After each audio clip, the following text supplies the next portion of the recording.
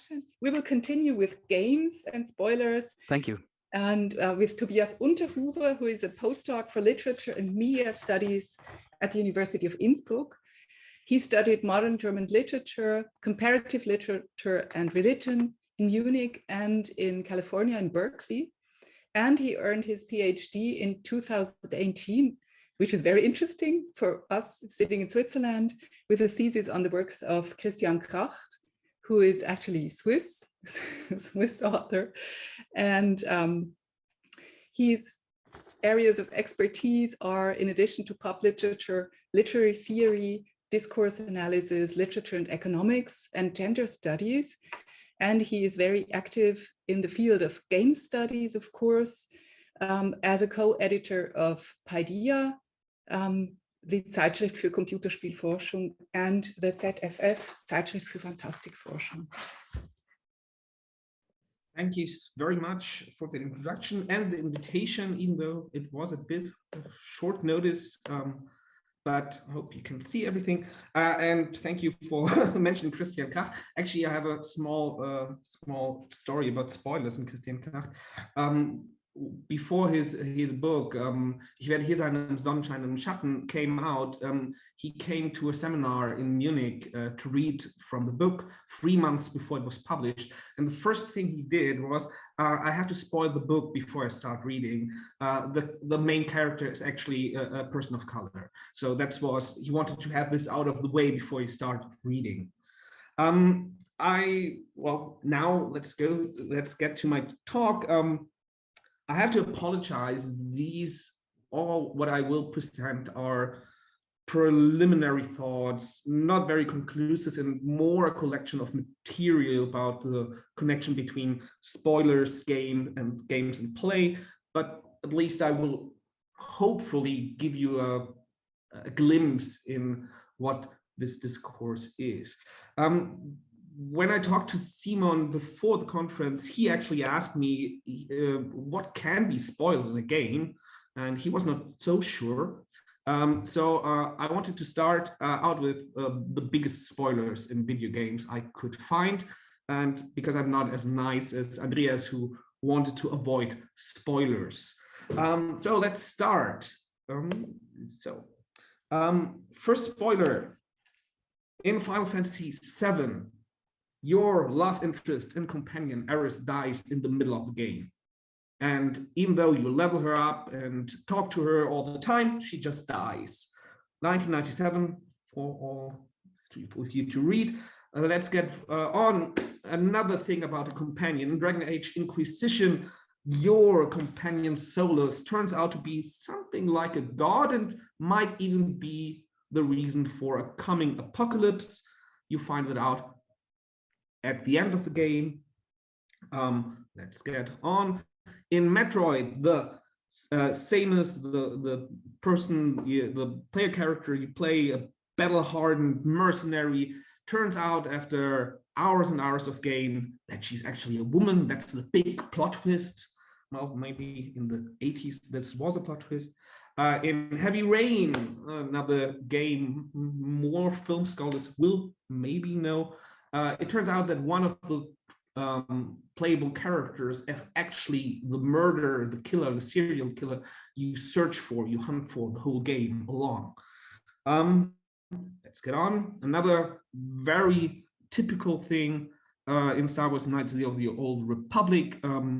It turns out that you are actually the evil baddie. You are Darth Revan, and you just lost your memory and could not remember anything, but you're actually the evil guy in the story.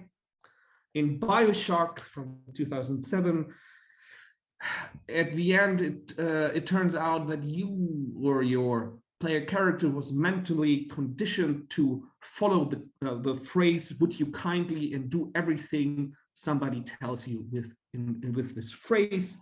And last but not least, in Silent Hill from 2001, where you are searching for your wife the whole game, it turns out at the end that she was already dead and that you euthanized her. Or, and this makes it even more complex, it turns out that a dog was behind the whole story all along. So These are just some examples, and you might see these are all narrative spoilers and plot twists very similar to films and movies. And it was really interesting to hear Matthias Butch's talk earlier, because I could find everything he talked about in games too. And it was also maybe a bit interesting that we talk about some of these films as puzzle movies or puzzle films and mind game films. So maybe we can take this notion of game, even in this context, a bit more seriously. But let's get on with spoilers in video games in general. And there are a lot of connection. And this is more not on the game level and more about the game culture level, or culture of games, where you can find a lot of connection to the topic of spoilers. A lot of video game culture is informed by early internet culture. This is rather clear, I would say. And spoiler culture, or the debate about spoilers, even though it started maybe with Hitchcock in some ways, it intensified in the 90s a lot, I would say. But you can even find, and I can't give you a proof for that, but you can find in the proto-internet news groups and stuff like that in the 80s that you already have talks about spoilers concerning movies, concerning games, and also interesting concerning puzzles in particular. What you can see today, and I will show you this in a moment, spoiler debate is ingrained into game culture today. It's a constant topic, it's a constant fear, and just to show you, I just searched before my talk for some headlines concerning spoilers in the video game journalism space, and it took me about 2 minutes to put this together. So you see, there is a lot of debate about spoilers. The phrase "spoiler alert" is always used. It's the idea of reviews being spoiler-free is a particular thing too. So game culture discusses spoilers a lot. And let's get back. I would say that this has to do why it might be specifically interesting if you talk about narrative spoilers, but other types of spoilers as well. In context of games, is that games are quite long sometimes. If you put about 100 hours into a game and it ends with a plot twist, you don't want it to be spoiled, and it might hurt even a bit more when, as with a movie that is 2 hours long. And so people are a lot more invested in avoiding spoilers. And there's another aspect that came that Andreas talked about a bit too, because a lot of games have a decision-based storytelling. It might be emergent storytelling, as Thomas in Thomas' question, but even if it's already written out, if the plot is already there, your decisions matter, and so you have not just one ending that can be spoiled, but maybe 2 or 5 or 10 or 20 endings that can be spoiled.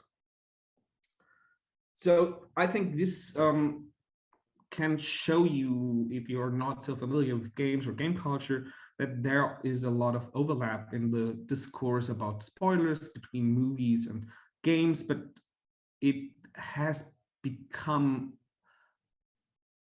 a huge part of debates in the game sphere and even in game studies.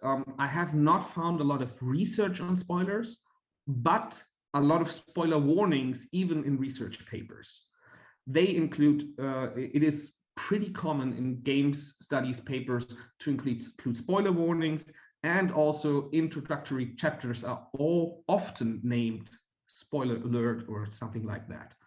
And one of my findings in this in the space of game studies about spoilers was from 2012 from Jose Sagal, who spoke out against the idea of a canon, a games canon for game studies because of a fear of spoilers. And I just read that there are also social reasons to avoid popular, significant, or otherwise notable games. For instance, the aversion to spoilers, surprises in a game's narrative or gameplay means that it's socially problematic to discuss popular games in depth. People often don't want to know the ending or the surprises along the way because they harbor the hope of someday playing the game, even if they may never. And so this is interesting that maybe spoilers or the fear of spoilerphobia has even become, at least in some ways, part of the academic practice of game studies. But it's interesting, although game culture has a fear of spoilers, there are a particular kind of spoilers that is actually sometimes necessary or helpful, but at least is not seen as negative, but as positive. And what I wanted to talk about is walkthroughs, game walkthroughs, strategy guides, and so on. So I just put some examples on there. Here's a special issue from the German games magazine PC Games that is just walkthroughs. It's just for Mass Effect 3 here, Drakensang and Dragon Age. It just shows you how to solve every quest and to get every little Easter egg and stuff like this. And the other is a logo for Game FAQ. Game FAQ is interesting in so far it's a site that puts up walkthroughs, and it has been established in 1995. So this is quite old, and it's still online, it still works, and it's still a lot of people use it. So it's interesting that we have some kind of spoilers that we actually desire maybe, and you can even see that it might even be celebrated. In the other picture you see 3 different formats of official guides for Zelda Breath of the Wild. And if you look at the left one, it's even like a special edition of a book full of spoilers, and that's it. So that might be interesting to think about. It's not about concept art or something like this. It's really just telling you where you find the secret weapon and how to solve puzzles and stuff like this.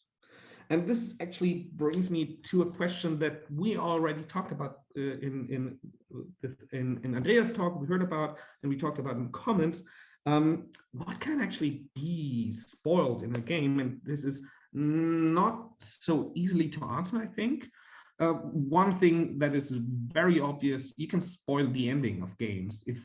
Especially if they are narrative games, you can spoil the ending. And I just put it in there like an hour ago because of Thomas' talk. You can spoil the world, how the world works and stuff like this.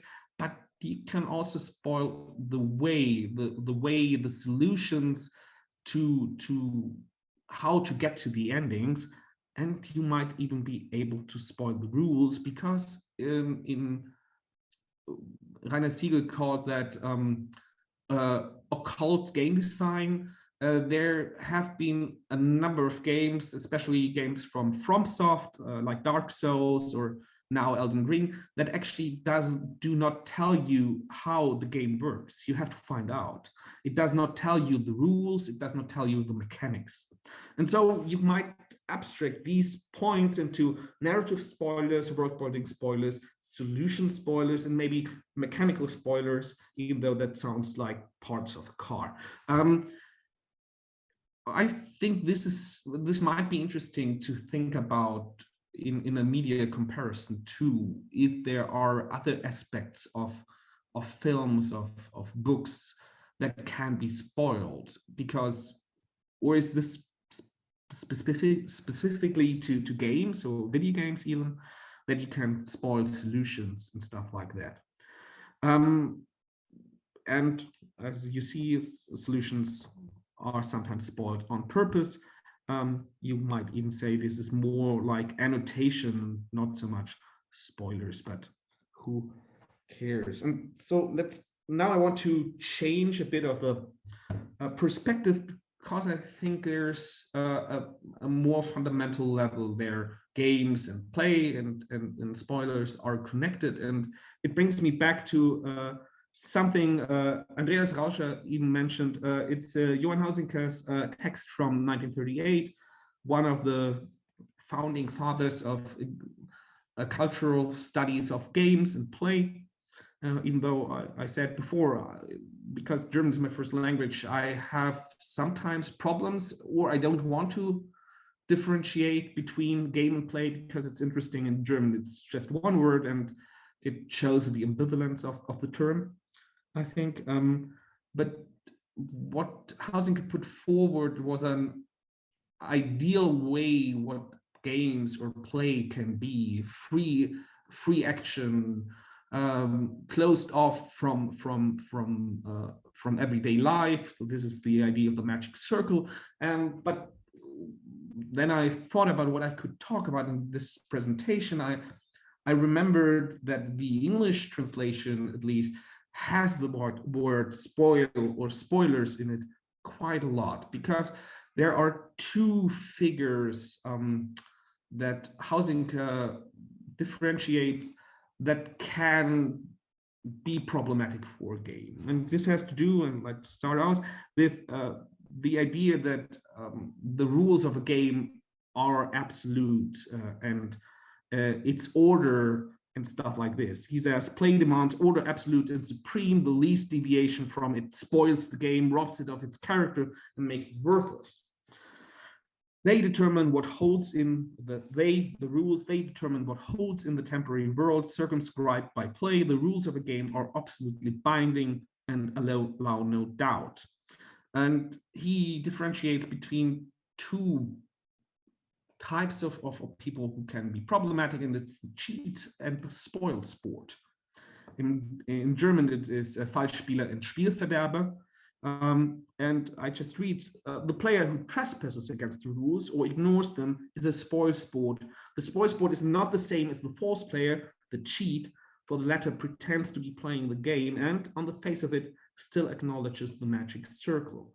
And the interesting thing about this is that we might normally say, okay, somebody who does not acknowledge play or the game, or who does not want to play, is not so problematic as the cheat, but Huizinga actually sees it in a different way. He says it is crucial to exterminate the spoil sport. And I read again, it is curious to note how much more lenient society is to the cheat than to the spoil sport. This is because the spoil sport shatters the play world itself. By withdrawing from the game, he reveals the relativity and fragility of the play world in which he had temporarily shut himself with others. He robs play of its illusion, a pregnant bird, which means literally in play, Latin translation, in Lucio, in Ludere, or in Ludere. Therefore, he must be cast out, for he threatens the existence of the play community. Or even more drastically, the spoil sport breaks the magic world. Therefore, he is a coward and must be ejected. And if you can think a lot about Huizinga's theory of games and play.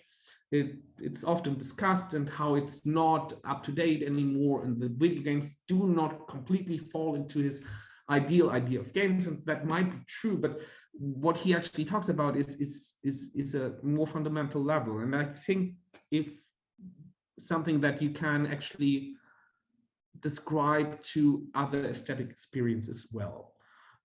You can think about movies, about films, about literature as some kind of play or game some way, and maybe this might be a way to explain why spoilers can actually be threatening, not just in a way to rob us of suspense, but to destroy the idea, the game world itself on a basic level. And this was my talk, and thank you very much for listening.